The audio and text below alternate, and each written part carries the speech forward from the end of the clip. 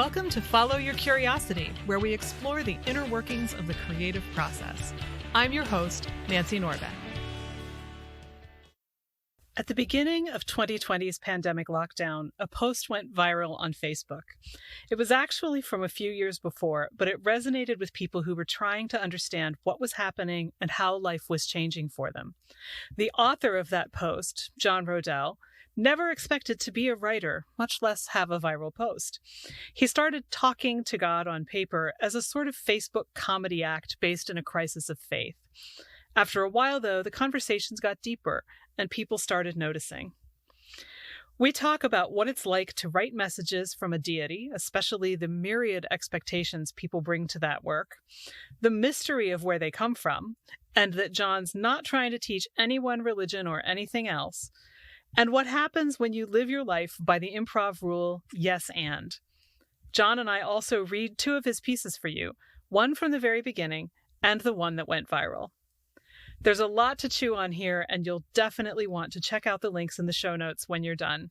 I think you'll really enjoy my conversation with John Roedel. John Roedel, welcome to the podcast.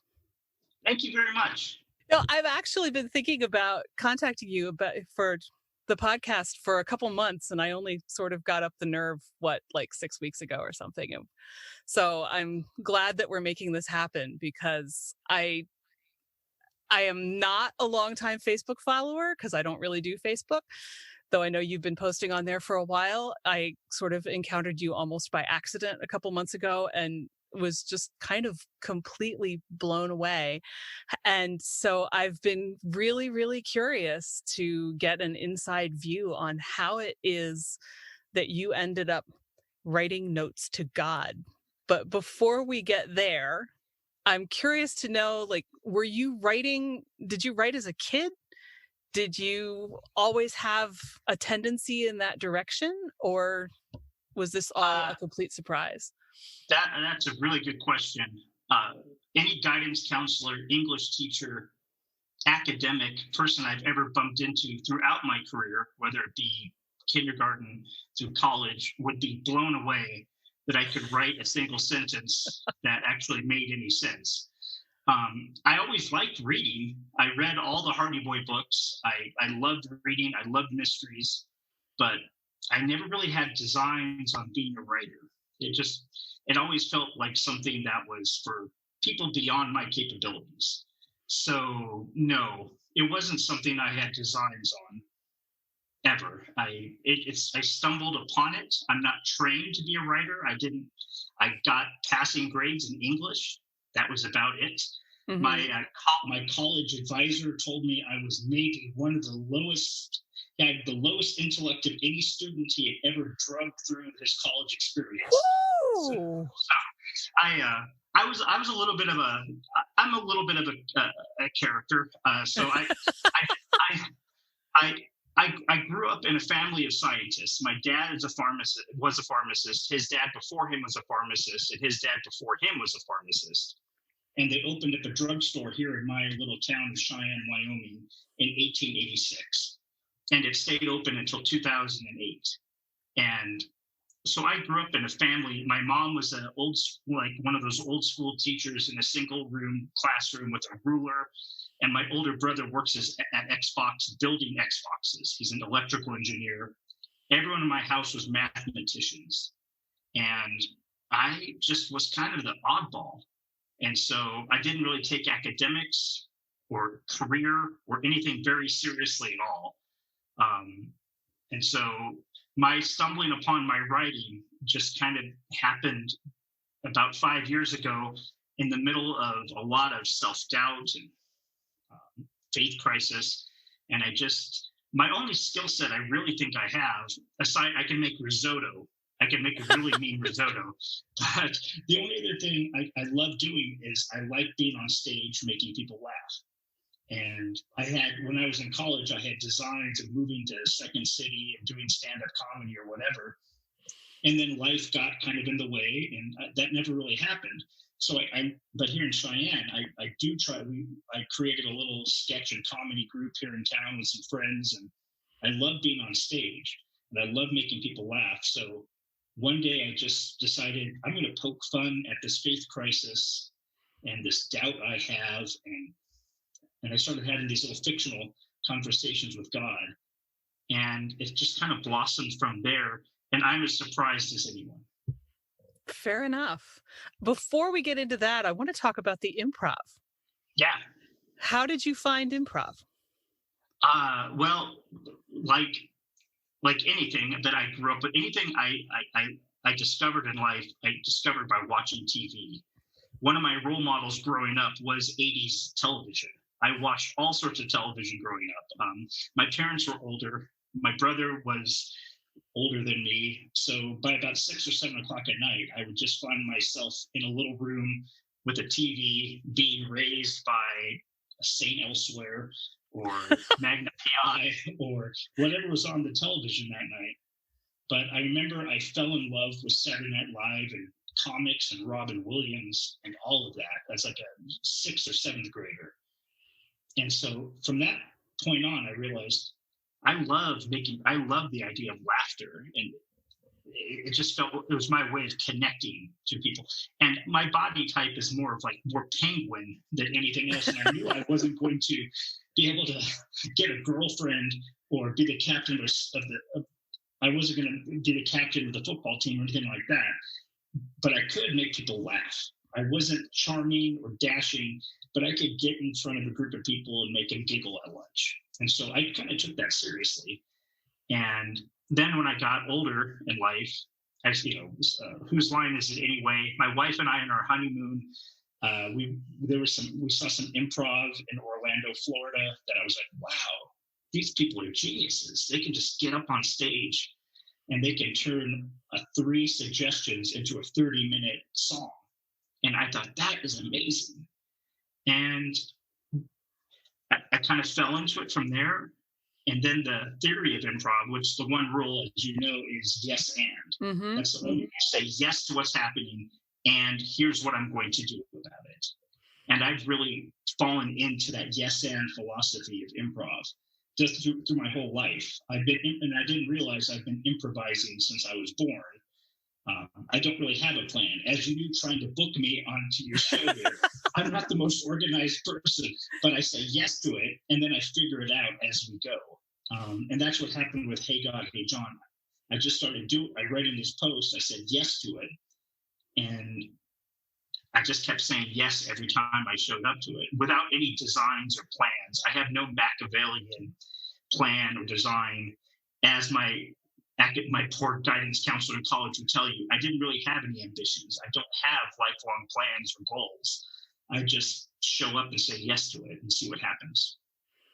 You know, it's fascinating to me that you've made a way of life out of that, because I interviewed a friend of mine in January of 2020 who also has done a lot of improv and has started her own theater company, which I'm hoping will still be starting through the pandemic.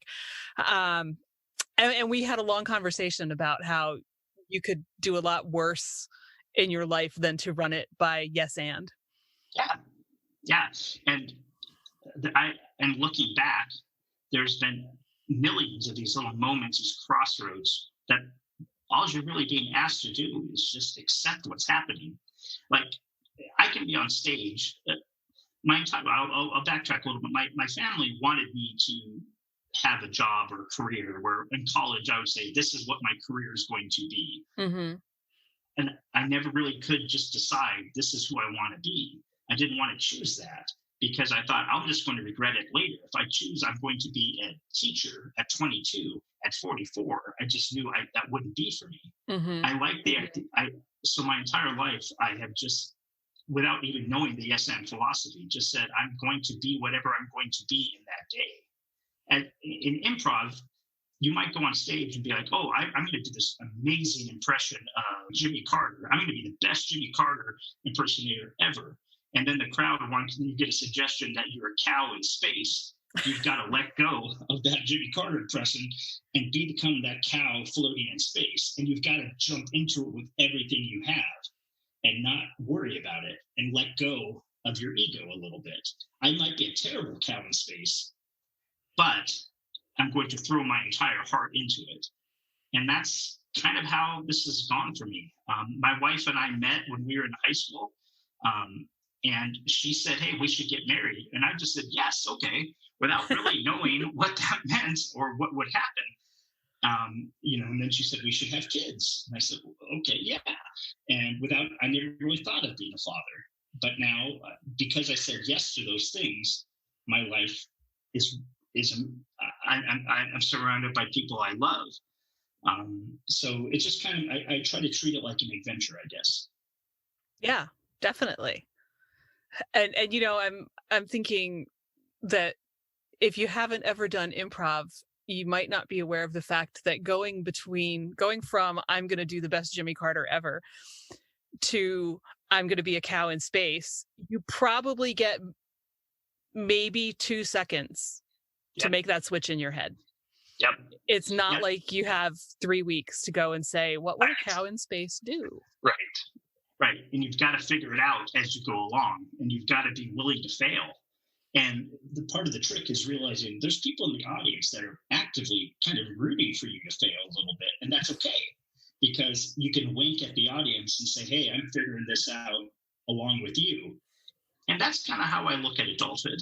I mean, there's plenty of people my age, all my people I might bump into at a party, or people I know from college who are doctors and they're driving fancy cars, and they're talking about, "Oh, what do you do with life?" And I talk about, well, sometimes I get on Facebook and I write conversations between me and quote unquote God. And they're like, "Okay, that's a crazy way to live your life." And I kind of wink at them and say, "Yeah, I'm not necessarily successful in what I was told success looked at like when I was 20 years old. But I feel connected to a purpose, you know, that I didn't have 5 or 6 years ago." Mm-hmm. And I think it's interesting because this also came up in that same conversation with Jennifer Nasta's Zafudi, that you have to figure out what your definition of success is. For some people it's the corner office and the car and the house and whatever, but that's not what it is for all of us. Right. And that's just kind of letting go. And I struggle with that. I mean, probably I fell into writing because I was struggling with identity and purpose. I had designs of doing other things with my life. I mean, not designs, but I thought maybe I would be I'm living in the same town I grew up in, and I always wanted to leave, but there was always reasons for me to stay here. And 10 years ago, I was really struggling with that. This is not where I should be. Look at all these other people that are quote unquote more successful. Look at them. Their Instagram feed is a lot more pretty than mine. They look a lot more happy and they're doing great things. And here I am still figuring out who I am. So I doubted this yes and philosophy, this kind of making it up as you go along.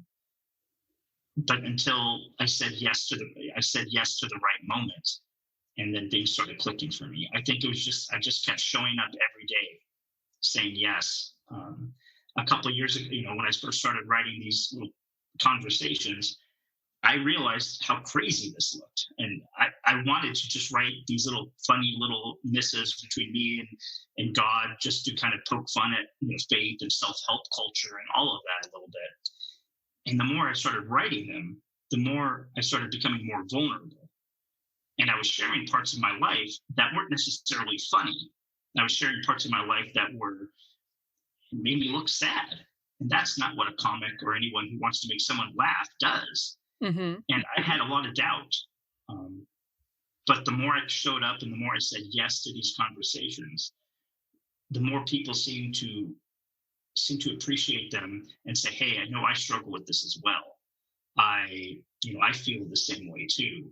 I have the struggle with my own spirituality or my own faith life as well."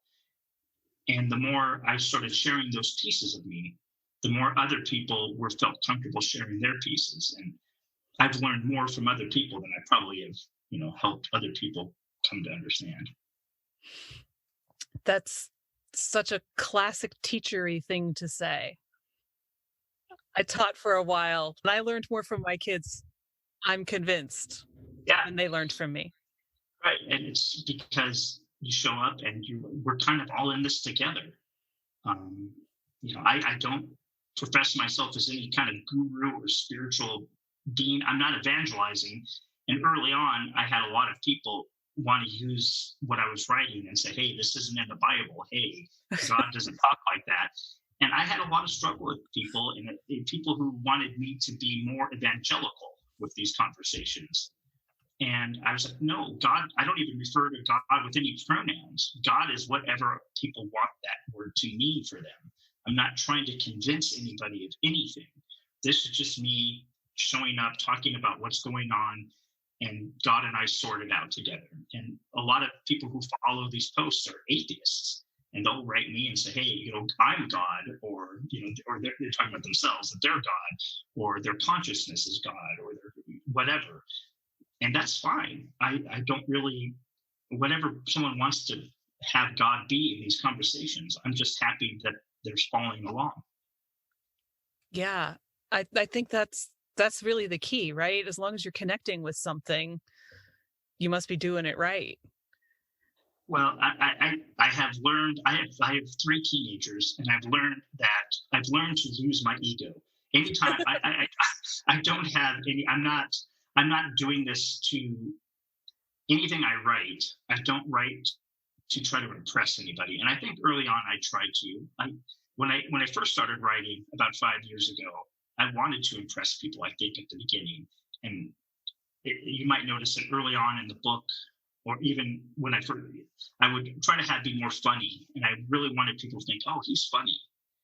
And slowly throughout these conversations, and I've written about 1,700 to 2,000 of them now, that the less I get out of the way and take my ego out of the way, or concern of what other people think about me, or have expectations of me, the better I feel people connect to it. And so, yeah. That makes sense to me. And I'm also intrigued that you say, you've had atheists who contact you and really connect with it. Because I just saw a headline the other day on an article that I didn't read, and now I wish I had, that said that atheists are much more spiritual than you would think.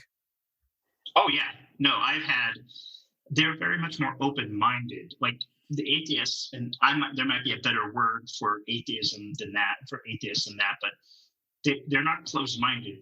A lot of them just say, hey, I don't know. Mm-hmm. And that's okay. And that's what I've learned is I grew up in a Catholic household. In fact, I worked at a Catholic church 20-some years ago. I grew up with a very strict kind of Catholic teaching that these are the hoops, this is the rituals, these are the things you go through. And I still find value in those things, but they're not. I found it to be a little bit more open-ended, mm-hmm. and I found it to be a little bit more, well, I don't know. And it's okay to say I don't know when it comes to our spirituality or God. I mean, we're on this rotating planet in the middle of space, endless space, next to a burning fireball, and everybody acts like they know everything about God or spirituality or any of this. It's like, how do you know anything? We're kind of all these little creatures scurrying around down here. How can you be so sure? And I used to ask that of Catholic priests all the time. I'd ask, how can you be so certain? It's not faith then, it's certainty. How can you be certain of these things? And that is a question I can never really get reconciled. And that probably shows up as quite a bit of a theme in my writings is, I don't know. I'm not trying to tell anybody anything. A lot of times I'm just trying to ask questions. And sometimes God, a lot of times God doesn't answer them, but God just tells me that these questions are okay in these conversations. And I think it's okay to ask questions. And atheists ask the best questions. Are there any questions that they've asked you that have stuck out? Oh, yeah. Well, the one, and I will tell people I don't answer. Like I'm not trying to answer any of these questions, but there's questions of, and it's the age-old cliche question of, if God exists, why do bad things happen? Why, or why, if I'm praying for my son to be, or my daughter or whatever, or my loved one to not have cancer anymore, why does my prayer go unanswered, but my neighbors down the street, theirs does get answered? Like, why is there inequity when it comes to, what God does and how God would intervene? And those are questions I can't answer. The only thing I can say to that is, I believe that all suffering has a purpose. And I think all of our lives have our own individual adventure and theme behind them and track. And to honor our suffering and the trials that we go through and as a gift. And I try to, and I've been through my share of suffering and my share of heartbreak and my share of setbacks. And I try to say, well, I don't know that God is intentionally listening or not listening to those things. I don't know that God is just ignoring my pleas to make my life easier, or God is intentionally just putting these obstacles in my way. I don't know. But what I do know is that I always do feel connected to some sort of source, to some sort of love that is with me and present with me during those moments. And that's what I try to focus on is I don't know the answer to those questions, except I think we are all loved. And so, but yeah, no, I get a lot of great questions. And early on, I get a lot of people challenging. Early on, I got a lot of evangelicals challenging me on things. And I would tell them, please don't follow me if you're thinking I'm going to be some sort of Joel Osteen kind of conversion person. I'm not trying to convert people to any way of thinking. I'm just trying to share my experience and have an open dialogue with, quote, God, unquote. Did they accept that, or were they hard time? Yeah, hard time, and that's okay. And I certainly don't judge them for that. But some people like to have an instruction booklet where, okay, here's the book I got, and God, this is the Bible or the Catechism or whatever religious tome someone has, and they say this is my blueprint for how I survived this crazy experience of life. And for me, I struggle with that because I don't know, like we have a hard time coming up with tax code as humans, or coming up with health insurance or things like that.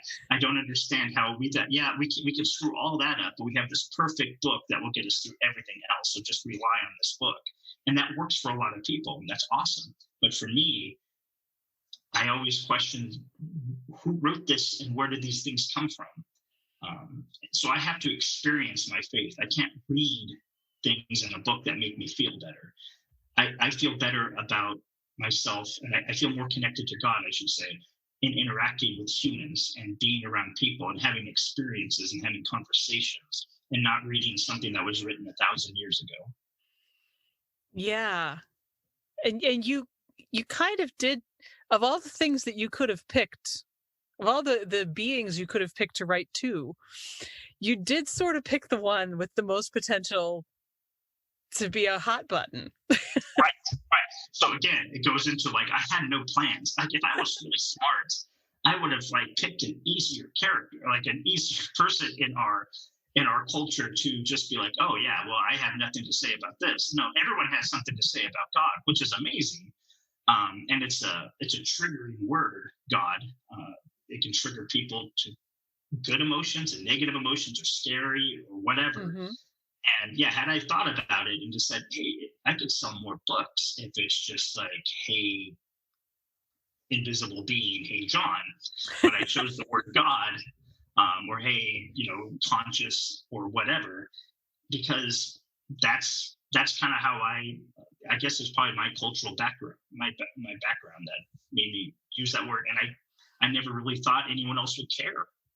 Like I said, I started writing them over Lent about 5 years ago, and I thought, okay, I'm going to do 40 of these posts, and God and I are going to argue about Big Brother, or why I shouldn't wear skinny jeans, or whatever the silly thing God and I would talk about. And then at the end of Lent, I'll just stop and move on to something else to annoy my friends and family on Facebook with. And I didn't really think anyone would care. I thought I would just make my poor wife, shrug her shoulders and shake her head while she read these posts. But it just kind of blossomed despite me. Clearly. But I think sometimes those are the best things. Yeah. I mean, I would love to tell you, and people have asked me, it's like, oh wow, you must have really, really thought this through. It's like, no, I'm reckless. I just said yes, and I just started doing it, and I'm trying to build this train as it's running down the track. And a lot of my writing has kind of shifted into poetry over the last couple of years, and that is completely accidental as well. I never read poetry growing up. I didn't I didn't particularly like it. I probably got D pluses whenever the poetry union would come up in high school. It didn't really appeal to me. But in these conversations with God, God started replying to me almost lyrically, almost poetically back. And it kind of emerged from there. And that has been something that has been definitely beyond my understanding. That was a question I was going to ask you, actually, was how the poetry started to happen. And you just, I mean, how much time do you spend now writing to God versus writing poetry? That's a really good question. It's now 50-50. Okay. And before it had been 90-10, where I was having these conversations are starting to become solely poetic, I would say. And I feel like it's still whatever. And again, I don't at all contend that I'm connecting to. Some people would get on and say, no, I'm speaking to God, or I'm speaking to Source, or I'm speaking to Spirit, and I maybe could be. I think I would be the worst person that God or Source or Spirit or whatever one would choose to talk to. But I feel like some of these responses when I write are coming from maybe a place inside of myself that are undiscovered, that maybe were placed there when I was created or born or something. There's a layer to me that I didn't know existed. And so when I was having these conversations with God, with Hey God, Hey John, I was discovering parts of myself and my heart that were uncharted. And that's still happening with the poetry. I just feel like some of the middle ground of me and God having pleasantries at the beginning are kind of disappearing. And now we're cutting to the chase and just getting straight to the poetry. And that's kind of what I like, is we're past formalities, me and God, in these conversations. We're past the pleasantries of, hey, how are you doing? I mean, as you'll probably see in some of these conversations, like the first third of them, or sometimes me and God sitting down at Perkins talking about whatever, and then we get into what the post is, what I'm really talking about. And now with poetry, we're just cutting to the chase, and I don't feel like there's any me talking. It's just God giving a response to whatever unspoken is happening in my heart. And yeah, and I definitely don't write these, whether it's poetry or Hey God posts, as like a prescription to say, here are the answers for you. I always write these, or I don't even really know what they're about until I start writing them. As any book critic or literary person would read in these posts, like I said, we kind of, God and I will beat around the bush and then we cut to it.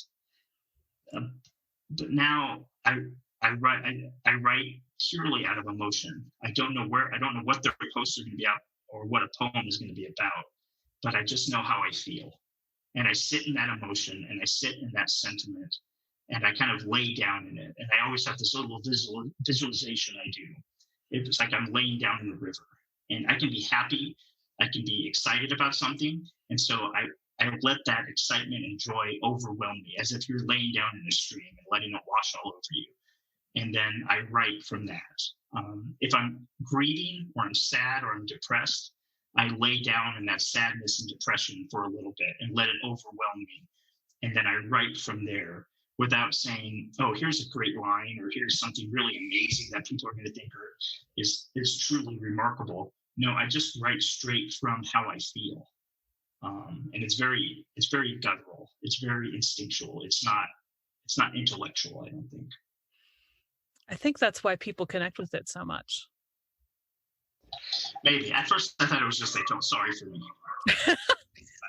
And that they were, at first, when I was writing this post, I mean, I live in a small town and I'm a man, and writing about emotions and feelings is not I live in Wyoming, and it's very much cowboy country here.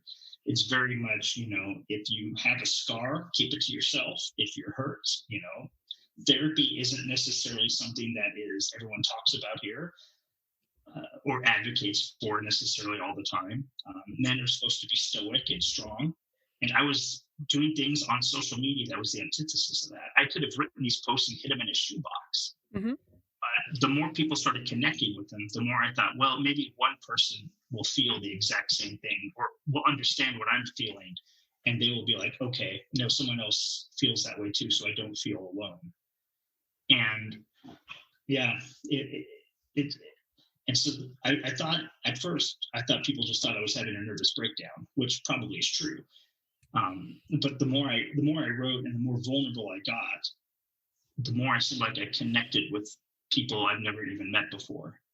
And it's been a remarkable experience. I'm an introvert. Like, I love to perform.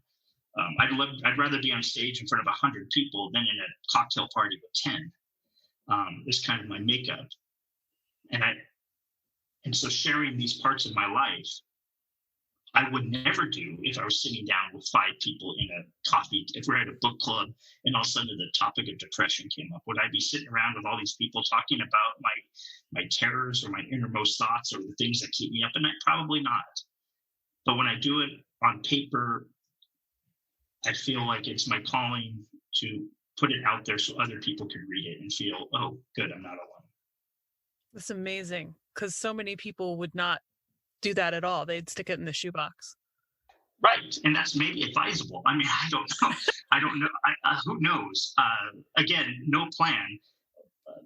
I definitely do live in a small town, and I have friends and family that probably, like, behind closed doors, like, I don't know if he's okay. And certainly early on in these posts, once I really got into the meat of these conversations with God, we tackled some pretty tough things with my own mental health or anxiety or doubt in the existence of God, or things like that that people don't necessarily talk about. It's stuff that had stigmas attached to them. So I just had to let go of worrying about what other people thought.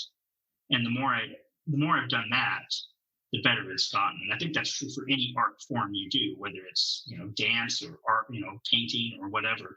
You've got to let go of what people expect of you. Yeah, for sure.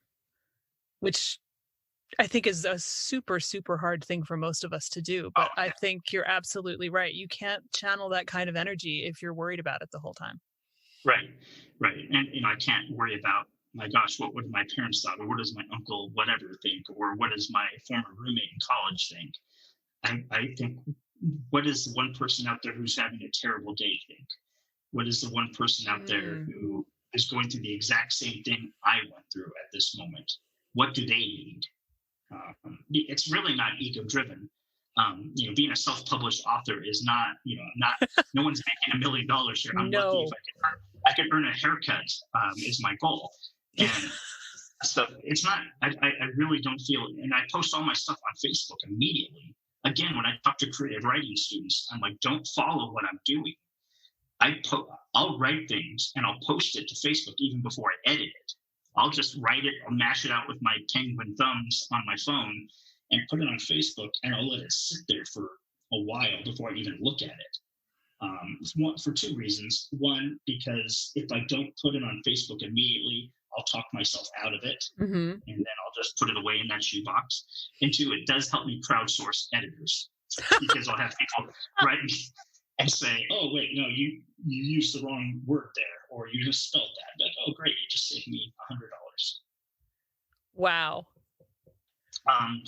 And that's, so anything I write, it's usually I've written within the last 5 minutes. It's not something I've thought out and wrote down in a notebook and hemmed and hawed over and crossed things out. I just write it, and immediately I'll just feel compelled to post it immediately and let it sit for a while. And I thought I'll do that until people just get sick of it and stop, just stop responding altogether. And that's probably my plan. And it's not great for if you're worried about copyright.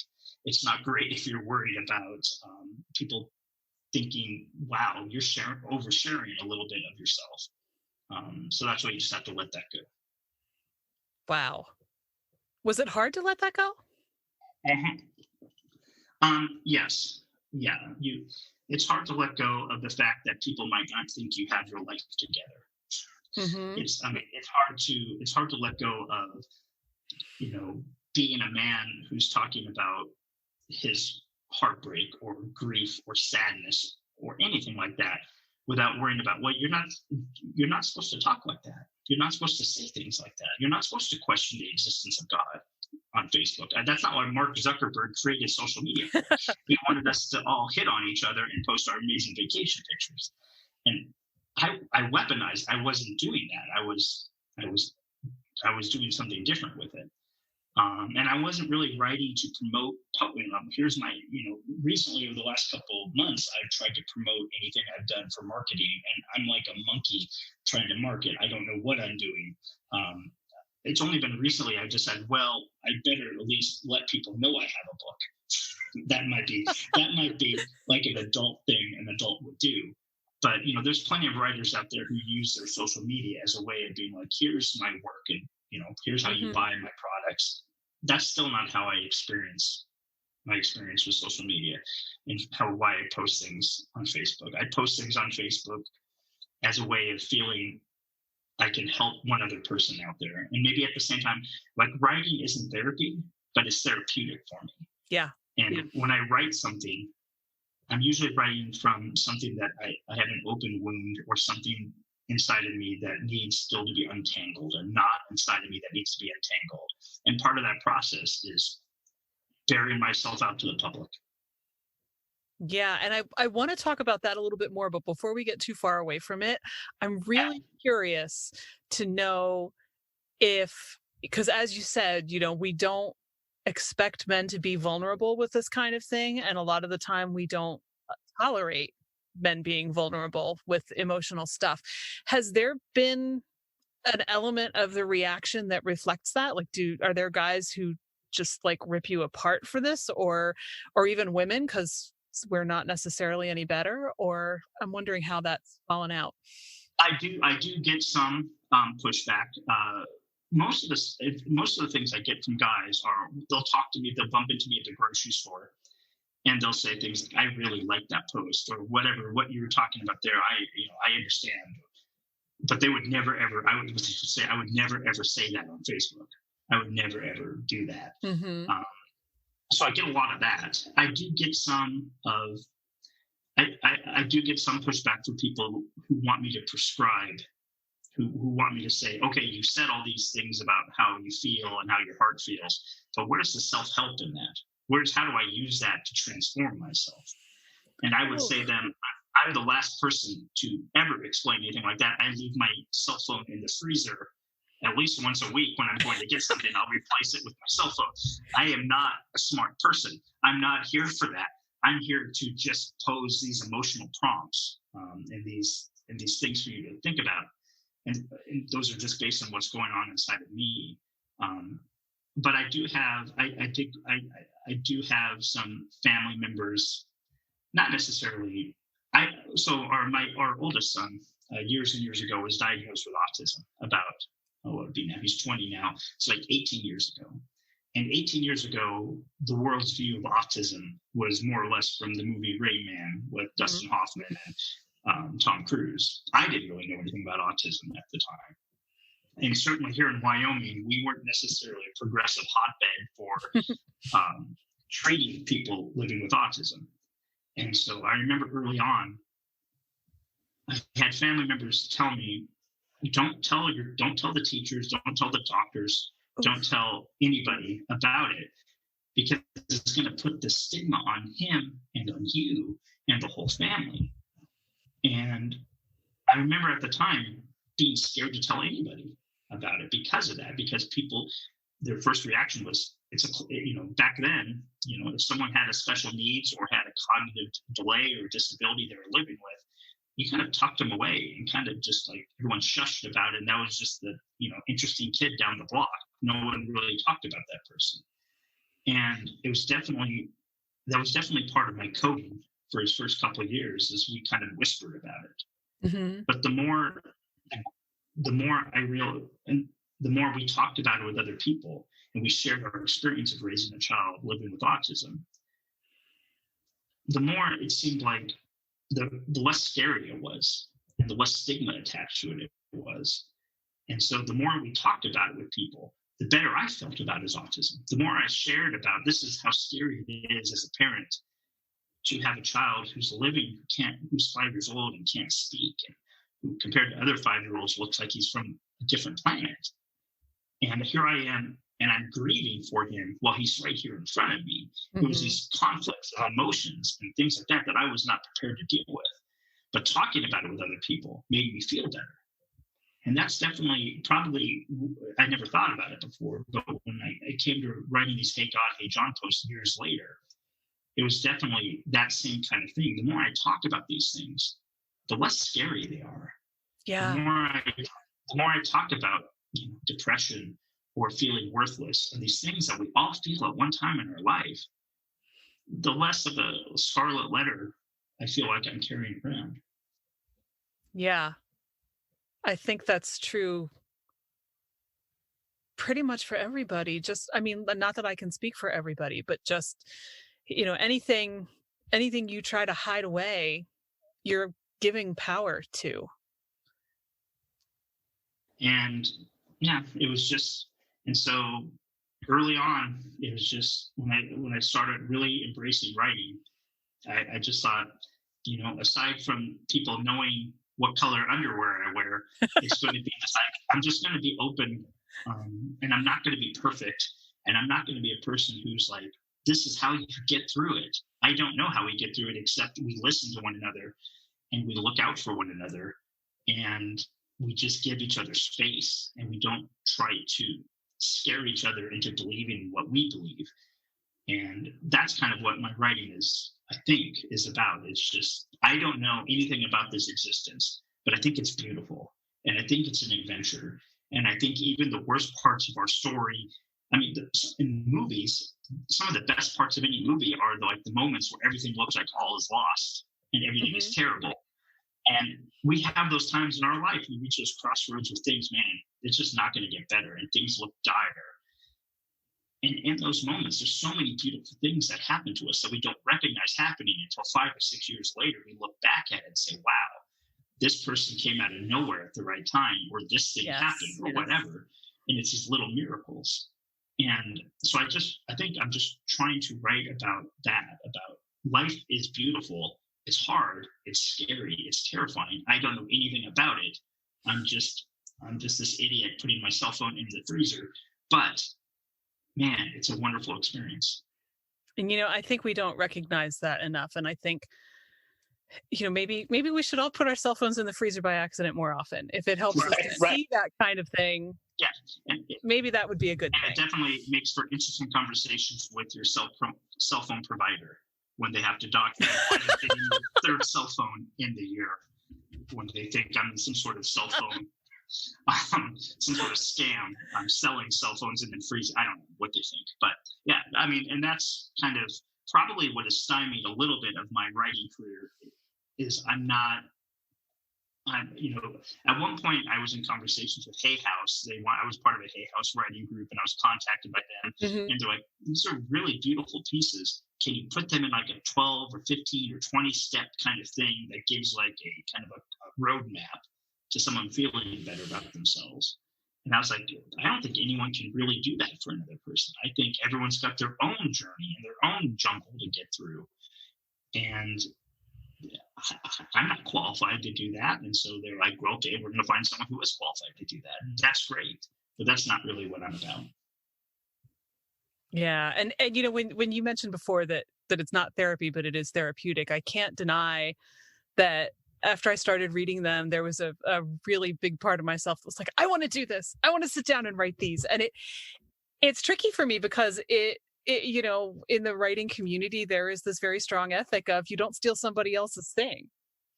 And yet I also know if I did something like that, I would end up with completely different things than what you have. And what I'm doing is very generic. I mean, The Conversations with God is, a best-selling, acclaimed book out there. I didn't necessarily think, I'm going to steal that and make this my own. It's a very kind of cliche, kind of generic format. And that's probably why I started it. And it wasn't like, this is really creative. No, but what is you're exactly right. Everyone's story is a little bit different. We all experience suffering in our own way, but suffering is suffering to everyone. We all have challenges in our own way, but challenges are challenges. Like I was explaining to someone else the other day in an interview, is like, my journey through grief and losing a loved one is radically that story of losing a parent or whatever, someone you love in your life, that story is different. But grief for everybody is a little bit universal. We all feel that loss. We all feel that same thing. But how we get through that loss, how we, the people we meet and the experiences we have are all radically different. We could all write a piece to God about grief and how to get over it. And we all have a little bit different seasoning to put into that casserole. Yeah, definitely. Yeah. I mean, I had this conversation with one of my grad school advisors a couple years ago when I had, it turned out, misheard, or not so much misheard, but misspelled in my head, a character from a Doctor Who episode called the Fisher King. Oh, yeah. I thought, is this the, legend Fisher King, or have they put a spin on it and this means like a crack? And I told her, I was really kind of disappointed when I saw that it was the legend spelling, like going fishing spelling. And that now I wanted to know what the crack kind of Fisher King was, because I was sure there was a great idea in it. And she wrote back to me and said, I know exactly what I would do with that, but I can't because it's yours. And I replied and I said, you know what you would do with it is completely different than what I would do with it. So I think you should run with it. Right. And if I ever come up with my own thing, I'll write my own thing. And then it worked for the book she was working on. She sent me a copy and I can't read that book because I still haven't figured out what I want to do. That's exactly right. Not to draw everything back to improv, but I could, most of the time when I'm on stage performing improv, and it's been a while, thanks to Captain COVID, but like 9 times out of 10, I'm going to get the same suggestions every night. The audience usually gives the same 20 suggestions for whatever. But if I'm there with my castmate, might get that same suggestion that I got the night before, and they're going to turn it into a completely different universe, a parallel universe. Yeah. And there might be some themes that are the same, but it's their own, and it's their own interpretation of that. And that's what makes this amazing. We're all experiencing this amazing ride in our own way, in our own perspective. And my perspective of God and spirituality is radically different than someone down the street. And that's great. I only struggle with the people who want everyone to have the exact same experience with their spirituality. And right. They said, no, this is how it is. And that's where I struggle. And that's more my issue than theirs. That's fair. Yeah. Well, I think it would be great to share some of these since we've been talking about them. And I'm told that in order to do this, I have to play God, which is a request I have never had before. Well, I just thought, if I were a Hollywood casting agent and I was talking to both of us deciding who is going to play God in this, it would definitely not be me. So I've been ruled out of the role of God just based on about 1,000 different anecdotal reasons I could give you. So yes, I think you should probably play God.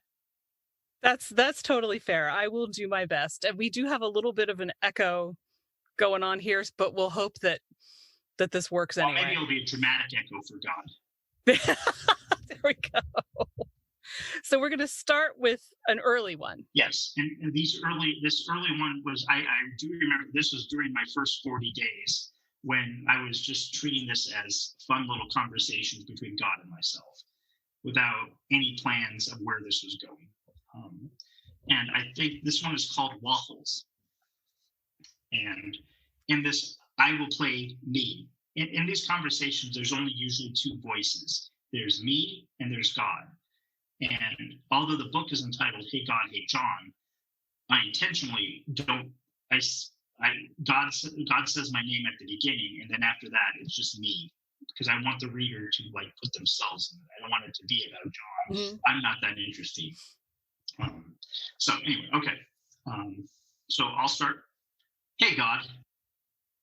Hey John. I'm gonna pray. Great. It's been a long time. Okay. You ready? Go for it. I want waffles. I think you have me confused with room service. Make sure they bring some extra syrup up with them. I like to see how much maple syrup I can consume before I start hallucinating. You should try praying for other people. Oh, You think I should pray for someone else? Yep. Okay. I pray that someone will bring me some waffles. I'm taking the rest of the day off. And that was kind of how those posts for the first 6-7 months went.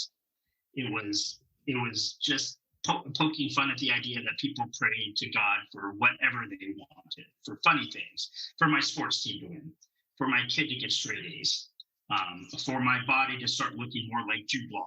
That was part of my evening prayer. And so this next post, this next one, I think we're going to do is the one that probably led me to connect with you, if I'm guessing. Yes. And this one is remarkable. People have asked me about this post and asked me the genesis, and thinking that, and I wish I had a great, really emotional story to tell people about how I came about writing this one. I don't remember writing it. This post has been shared about 5 or 6 million times, we guesstimate at this point. It's the first post of mine that really went viral. I started writing these conversations in 2015, and I've grinded during that time to about 20,000, 23,000 followers. But it's been like a little bit at a time. I've never really had a post really move around quite a bit. It's just been a slow grind. Mm-hmm. This one I wrote in 2017, and I wrote it. I don't remember writing it. I wish I could have a great story that I was writing it on a beach, and this bolt of lightning went above the head, and the dove flew, and tears poured down my eyes, and those tears turned into ink, which I used to write this post. I don't have a great story. I just wrote it from a place of being a 40-something-year-old person, feeling kind of untethered to what is my purpose? Who am I?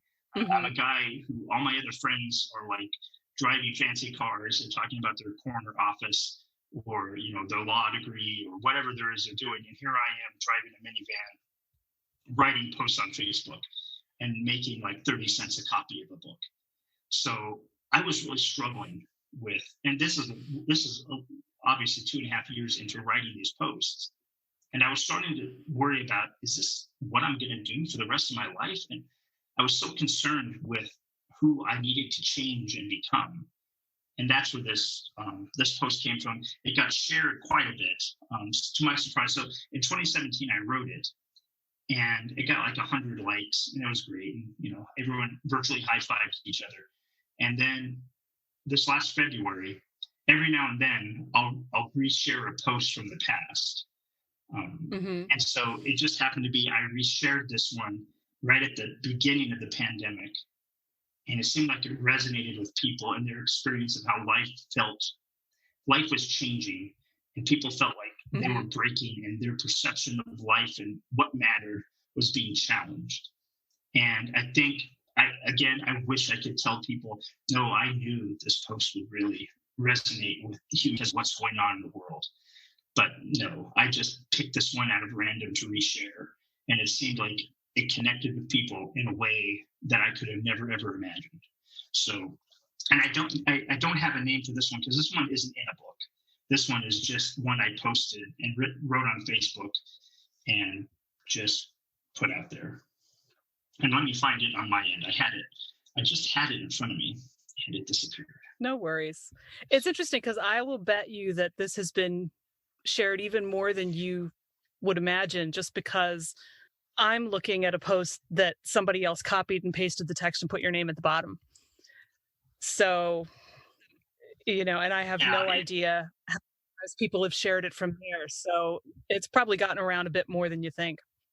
Maybe. And I don't understand how any of this works. There is a gentleman, an actor, I think he was a daytime actor in Czechoslovakia, who was like a daytime soap star there. And I'm not going to pronounce his name because I would butcher it and I would humiliate him and myself by trying to do that. But he did like a spoken word interpretation of it. And that alone got 1 million views on his YouTube. So, wow. And so for me, that's, again, I wish I could say, oh no, I knew this post would do that, but I had no clue. So I hope we have the same version, because every now and then someone would tinker with it a little bit, but we're going to improvise. Oh, lovely. We're going to say yes and. We're going to do our best. Yes and this moment and assume All we right. have the same version out there. But once again, just because you did so amazing, you should play God again in the sequel. And this will kind of show a little bit how I started writing these posts early, very lighthearted, still concerned about what people thought, trying to make people laugh and feel comfortable with me doing this. And this was definitely a little bit more, I'm not okay. Oh, yeah. So, okay. Hey, God. Hello. I'm falling apart. Can you put me back together? I would rather not. Why? Because you aren't a puzzle. What about all the pieces of my life that are falling down into the ground? Let them stay there for a while. They fell off for a reason. Take some time and decide if you need any of those pieces back. No, you don't understand. I'm breaking down. No, you don't understand. You're breaking through. What you're feeling are just growing pains. You are shedding the things and the people in your life that are holding you back. You aren't falling apart. You are falling into place. Relax. Take some deep breaths and allow those things you don't need anymore to fall off of you. Quit holding on to the pieces that don't fit you anymore. Let them fall off. Let them go. Once I start doing that, what's going to be left of me? Only the very best pieces of you. But I'm scared of changing. I keep telling you, you aren't changing. You are becoming. Becoming who? Becoming who I created you to be. A person of light and love and charity and hope and courage and joy and mercy and grace and compassion. I made you for more than the shallow pieces you have decided to adorn yourself with, that you cling to with such greed and fear. Let those things fall off of you. I love you. Don't change. Become who I made you to be. I'm going to keep telling you this until you remember it. There goes another piece. Yep, let it be. So, wait, I'm not broken? Of course not. But you are breaking like the dawn. It's a new day. Become. So, as you can see, there's a little bit of a difference. There's a little bit of an arc from that first post to this one. And, yeah. Just a little. But yeah, there's definitely a reason why that has made the rounds like it has. Yeah, it's been really incredible. I've been very fortunate. I've met a lot of amazing people, and it's definitely challenged me to try to take my writing a little bit more seriously. I still don't consider myself a professional writer, but I'm trying to do more things. I'm trying to act more professional about it, like schedule this with you and be responding to emails and being an adult. But it's been an amazing experience. Well, I would like to personally inform your guidance counselor that you're a fantastic writer. Well, I will. Should be obvious at this point in this. I will try to track him down and let him know. He was also my journalism. I took a journalism class in college, which was an abject disaster. And I think that's where he formed his opinion of me. And I still remember that class. That every time I came in and he said, "I'm going to have a drinking problem because of you." So hopefully I can find him out and say, stop drinking. It's okay. Everything's going to be okay. Oh, what a thing to say to someone. Yeah, I mean, it's amazing the things we say to people that we don't know at the time. We're just saying them, but that they sink in. He doesn't remember saying that to me. Yes. But as a 19-year-old kid, I remember that he said that to me. Right. That's just part of life. Is we all get tangled up with one another, and we don't know when we're hurting someone's feelings and when it's going to become someone that they're going to be talked about at a podcast 20-some years later. Right. So. Well, and I'm curious about one other thing, which is, when did you start doing video? Recently, because there was I do live in Cheyenne, Wyoming. We're not known as a hotbed of poetry here. Garth Brooks is, I think, our poet laureate here in Wyoming. But I did go to a coffee house thing once, and they said, "Hey, we're going to do some poetry. You should recite some poetry. I know you posted on Facebook. You're having a midlife crisis, and we see that you're posting this on Facebook, so you should come." And so I went, and I found I connect more to it when I write, when I say it out loud, when I've written something.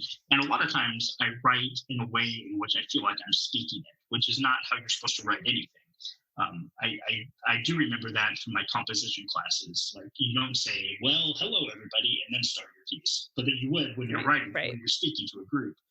And I definitely write things in a way that I feel like I'm speaking them already. I feel like I'm having a conversation with somebody across. I mean, obviously the Hey God, Hey Johns are all conversation based, but even when I just write a straight up poem, I feel like I'm sitting across from someone in a coffee house and I'm telling somebody exactly what I need to say.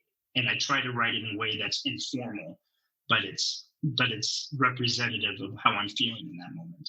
And so I found saying it out loud helped me figure out which pieces I loved, and I needed to perform them. And it just kind of fell into the same thing. It's like, well, if you're going to make videos of yourself doing that, you might as well go the entire 10 yards and put them out there so your teenage children have to cringe every time they see their dad has another YouTube. So maybe there's some of it as that. I'm trying to punish my children by being their dad who has videos on the internet. Well, I stumbled on the 10 seconds video the other week, right around Thanksgiving. And I mean, from having read what I'd already read, I wasn't entirely surprised. I wasn't expecting something completely unlike anything I'd ever seen from you before. But it really blew me away. It made me cry. And I have been listening to it every morning since then. Oh, no, yeah. And I don't know where that came from, except I remember at the time feeling bad, probably about myself, my image, and just those things, those little lies, those little poisons we tell ourselves, and those little paper cuts we give ourselves, and it builds up over time, and then you reach that breaking point. And I remember particularly one day feeling terrible. And I thought, what do I need someone to tell me right now? That even if it's all just rainbows and BS, but what could someone tell me right now that would help remind me of our inherent dignity and worth as a human, as this person that I believe created out of nothingness by something that I don't understand? What could someone tell me about that to make me pull me out of this horrible place? And so I wrote it from there as if someone was talking to another person in the moment of crisis. And I like at the beginning, I think the beginning of the poem starts to say, I know I'm late. I know I have to get to my train or something like that. And I wrote it as if it were a conversation between two people. One person is lost and hurt, and the other person is there to be a rock for them. And really, that's what all relationships are for. We become in relationship with one another. So during those moments, someone's going to be the safe word. Someone's going to be there to help pull them out of the darkness. Otherwise, we'd all be robots. And so I wrote it based on that, based on an imaginary person standing in front of me, reminding me of that dignity and worth. Well, it's phenomenal. I mean, you don't really know where it's going when it starts. And then it sort of hits you over the head in a really good way. And I think that the reason that, it got to me was because we're not used to hearing somebody say those kinds of things to us. You are this beautiful thing and you deserve to be here and you're amazing. And you do it in a whole lot more detail than that. And I swear every time I listen to it, I notice something I didn't notice before. And it's really powerful that way, which is why I decided this would be a great way to start my day. And that's what I've been doing. So that's amazing. It's just all these unspoken things we don't say to one another. That we're all afraid to say things. We're so guarded with one another because we don't want someone to think that we love them. I grew up in a house where my parents loved me very much. They took care of me and my brother. I was a little bit of an alien to them. I was definitely not what they were expecting in a kid. But it wasn't necessarily a family that when I went to bed at night, it was kind of a professional good night and we'll see you at work tomorrow kind of thing. Where, but I know they loved me. They just didn't say it a lot. And I think on their deathbeds, they both did say it a lot. And it's one of those things like, man, I don't want to be a person who has these words stuck on my tongue in 40 years that I wish I would have said at the time, because we don't know what tomorrow brings. And certainly this pandemic has taught us we have no idea what the next 5 minutes is going to bring. And so say everything you need to say to someone right now. And I know it's cliche, but I guess I don't think there's anything wrong with that. Tell the people in your life how much they mean to you. Forgive people, because you don't want to be 70 years old sitting in a chair looking back at all these missed opportunities in which you could have saved someone's life by telling them that they're beautiful and they're worthy. And you don't want to be the person who won't let people say those things to them. And that's the other side of the coin, is sometimes we don't let people say those things to us. They might say it, we just don't believe them. It's kind of a double role. Like, I've had plenty of times in my life where I felt really bad, and someone will say something, but I won't listen, because I don't want to believe them. And so that's what that piece is about. It's a very raw emotional moment between two people. I think even when you're not in that place, it can be very hard to hear that much. I'm not sure what the right word is. I mean, it really, it's almost like listening to it is like listening to a waterfall of all the things you ever wanted someone to tell you, but that you've been afraid weren't true. Right. No. And I think that makes it very hard to hear, even when you're not actively in a place where you're pushing it away. Right. Right. And it was hard. I do remember that when it was very difficult for me to write. And even when I recorded it and put it on Facebook as a video, I usually only do things in one take. And if I screw up halfway through, that's just my wink and nod to whoever's watching. Is like, yes, I'm not a professional. This is, wink and nod. I'm going to fail as much as I'm going to succeed. We all do. So let's all get over it. But that was one I think I took a couple takes, because I became really uncomfortable with some of the things I was even telling myself in it. But that's still the work that needs to be done. That's the imperfection that I still carry with me. But that piece is definitely one of my favorites. Yeah, likewise. And the other thing is, I think that it wouldn't be so hard to hear those things if we didn't know somewhere that they're true. Right. And it hurts because sometimes we know that we're worthy, and we know that we have a purpose, and we know that I have as much right to my life as anyone else. And just because someone might have an easier life or whatever, it doesn't make my life any less worthy in the eyes of God or love or source or whatever that is. But we forget it along the way. And then to be reminded of that, it stings, because we think back at all the times in our lives in which we didn't treat ourselves with that respect, and we didn't treat ourselves with dignity. And we look back and say, I look back and there's been probably years and decades in which I had forgotten those things. And you look back and said, man, how many missed chances did I have to give myself forgiveness? So yeah, it's a tough one. It is, but it's a good one. And that's part of why I decided something I should listen to more often. I think we could all use a hit of that every once in a while. Yeah. So I'm very, very grateful to you for writing it and recording it. I think it's even more powerful because of the way that you recorded it. So, and I'm grateful to you for coming and talking to me for a while. This has been fabulous. Oh no, I'm very, very grateful. This has been amazing. That's this week's episode. My thanks to John Roedel for joining me, and as always, to you for listening. Do check out the links in the show notes and share this episode with a friend. See you next time. You can find show notes, the 6 creative beliefs that are screwing you up, and more at fycuriosity.com. I'd also love for you to join the conversation on Instagram. You'll find me at FYCuriosity. Follow Your Curiosity is produced by me, Nancy Norbeck, with music by Joseph McDade. If you like Follow Your Curiosity, please subscribe, rate, and review on Apple Podcasts or wherever you get your podcasts. And don't forget to tell your friends. It really helps me reach new listeners. See you next time.